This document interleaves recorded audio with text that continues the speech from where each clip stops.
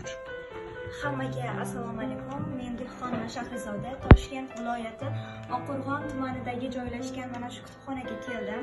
Bu yerdan har xil turdagi kitoblarni topsanglar bo'ladi. Madaniy hordiq olib ketsanglar bo'ladi. Har xil asarlar o'qib, sharoitlari juda ham chiroyli, yaxshi, kelib mazza qilib dam olishinglar mumkin. O'zinglarni ehtiyot qilinglar.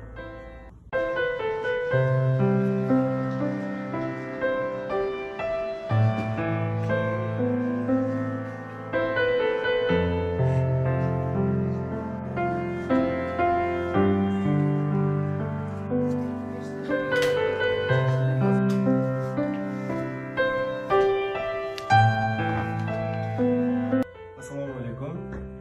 Men Toshkent viloyati Oqqo'rg'on tumaniga Oqqo'rg'on kutubxonasiga keldim.